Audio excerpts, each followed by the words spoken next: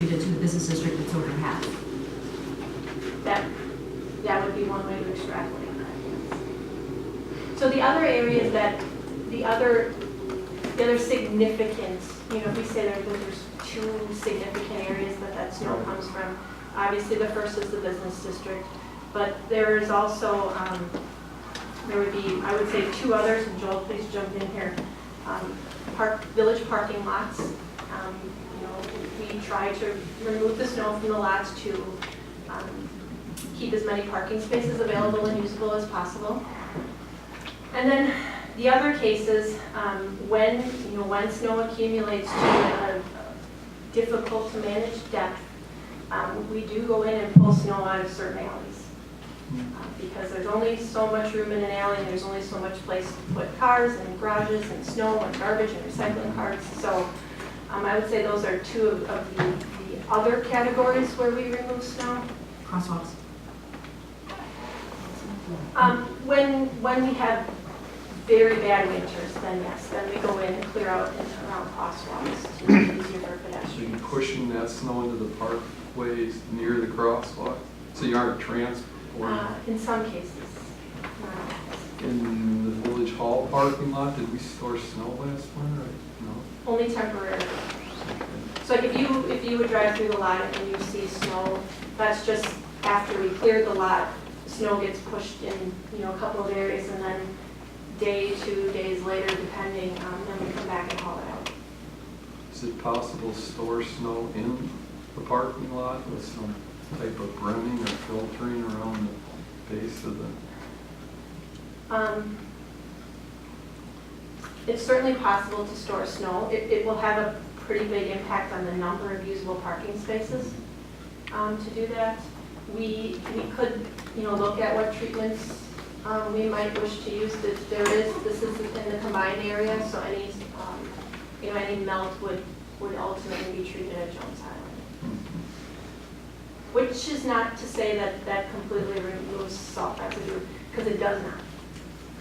But it is better than the separated.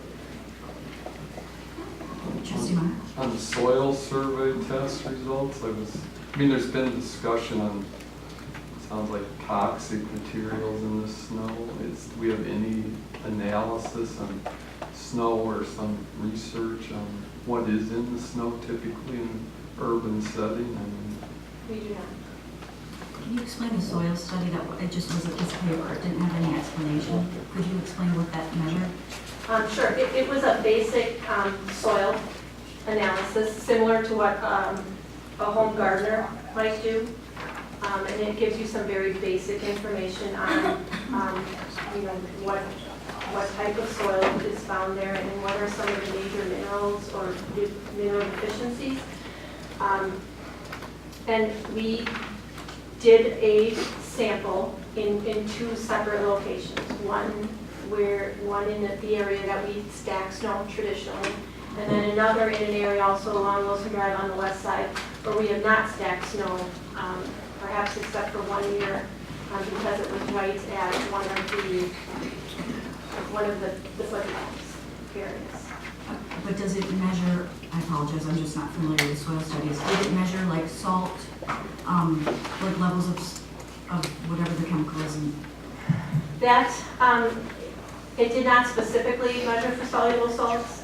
Some of the things that were analyzed in that test, I understand, had soils test in college a long time ago. Indicators for the presence of those, one of those would be pH, the other one would be potassium. I think that my general takeaway from that would be that the two areas are not appreciably different. They are slightly different, but they're not significantly different in what was found in those analyses. And granted, very baseline analysis. We could certainly take some time, spend some money, and do a more detailed soil analysis. We could all, go all the way up to a phase 1 environmental study. But it helps if we're looking for specific minerals, heavy metals. So hard to just do generic. It's like taking your water to someone and say, test my water. What are you? So that can certainly be done. I think it informs the further discussion. So we just basically gave them a sample and just didn't indicate necessarily what we're looking for. We just were saying, tell us what's. Tell us how these two sites differ. Any other questions? Trustee Martin? How would, I mean, in the past, you've dumped the snow and then pushed it into this vegetation. What's the, I mean, besides the possible chemicals in the snow and stuff, just physically to the property, what they have, you know, on Menlo, what would be occurring if you were to do your same operation?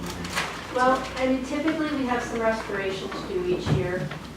The degree of that restoration really depends upon whether the ground was frozen when we started those operations. If the ground wasn't frozen, then we have a lot of turf restoration that needs to be done, which I'm sure you all know from shoveling, right? First time you shovel if the ground isn't frozen, you can, you know, mess up your edges pretty good. If this is tenfold, 100-fold maybe. You know, if the ground is solidly frozen when we start those operations, then it's far more minimal. Then it's just maybe some overseeding. You know, pick up the litter, the debris at the end of the melt. You know, I think Menlo would be similar, though. You know, I think perhaps our attention to the detail on the turf might be a little bit higher than it is on Wilson Drive, just because, you know, at the edge of the trail, it's a more natural area, and people tend not to be as, you know, their standards for turf in that area are probably not what they would be on the Menlo Boulevard. But Trustee Martin? So I have a question. You have listed here areas within the village limits, and there's River Park outlot, River Park parking lot, one at 10,000 square feet, the other one at 9,000. And there are associated labor costs for the outlot, but not the parking lot.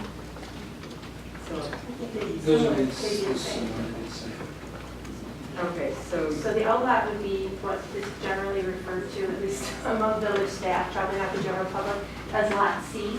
So that's the lot furthest west closest to the baseball park, or to the field. The other lot would be the one adjacent to Oak. so it's just an admission, it's not that it doesn't have that associated labor cost or fuel costs, et cetera. It'd be the same. It's essentially the same.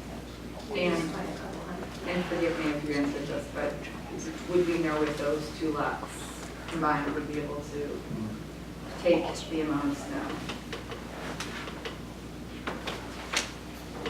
Well, it's hard to answer that given that the amount of snow isn't yet undefined. Last year. Average of 5 years or less years? That would be some information we could have ready for you on the 17th, but I can't answer that. Okay, because that's 19,000 square feet, so we know what the square footage of the former dumping area You know, if was. we can agree on a volume of snow, then that's easily calculated. Or even square footage of Right. area. Yep. So do we know how big the Wilson Drive area would be from north? Okay, so yes. I prefer to make sure that the answers are right and not just off the top. We're putting in the minutes just to make sure we record the questions. Trustee Martin? I just want to make, one point about snow. I mean, it's not usually, other than salt, because there's salt in the winter. I mean, snow is just like rain that's frozen. So, I mean, I think there's been, and yes, there's some, there's some things in it that, maybe you wouldn't want to drink, like, storm water from the street. But I mean, I'm not a scientist or anything, so maybe I should be really opening my mouth. But to me, I'm not sure how the snow, I think that the toxicity of the snow has been a little bit exaggerated. Because what's the difference between snow and rain, except that there's more salt in it? The salt's toxic to the river and the animals in the river, but... Heavy metals, could you expand? I mean, I'm assuming that it's coming from a street. I Oil. think it's, I would agree that I think, you test a handful of snow and you test a vial of water that you pull out of the gutter, and you're going to find the same thing with the addition of some trace rock salt in the snow. Now, I'm just going to take this opportunity to just throw out there, yes, there are traces of salt in that snow. But if there was a significant amount of salt in that snow, you would not see those piles sitting there until April. Because salt melts snow. Yeah. So, am I going to say I'll drink it? No, not going to say that. But I wouldn't drink water out of the gutter either. So, you know, there are, you know, trace amounts of rock salt, road salt in that snow. But it's probably not as much as you might think. So, Based on the fact that it's not melting. I want to keep my comments to the end, so does anyone else have questions? Trustee McKay and then Trustee Lawrence. So with the parking lot storage option, Can let's you say, use the microphone? oh yeah, thank you, I always forget that, I appreciate that. Okay, with the parking lot scenario, let's say that we, obviously if you can't have cars parking there, because right now it's permit parking. If you can't have the cars there, they have to go someplace else, which probably means we change parking regulations to allow on-street parking, which means then it makes it harder to clear the streets of snow. Like, sort of what's the, there's some, it seems like there's some like chess moves around that as well. You're squeezing the balloon, Mhm. so always. But, you know, we would ask that if you look at moving cars out of lots and onto the streets, then, you know, if you have a comprehensive discussion about going to an alternate site night, or, you know, whatever time period you choose, but alternate site parking. Mhm. On open? Is that what you're saying? Anywhere, really. You know, it's much, we can be much more efficient if parking is alternate side, because it gives us the ability to clean each side of the street, you know, at any given time period. Mhm. Where now, that's not always the case. So if the board made a recommendation, decided that parking lot storage was the best scenario, then we would probably have to fast track our parking discussion, I would think, or, I just have a question about that, because I've studied parking for 2.5 years now. So we do permit parking on Oakland Avenue overnight for apartment dwellers, and we hand them out to landlords.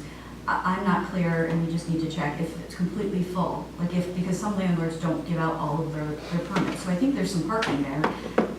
I would like to know how much space, how many parking spaces in any of our public lots, not just River Park, because temporarily you wouldn't have to, if it's a public purpose that we're taking these spots, you can temporarily give them hardship parking on the street if it's available and it wouldn't impede snow emergency or anything like that.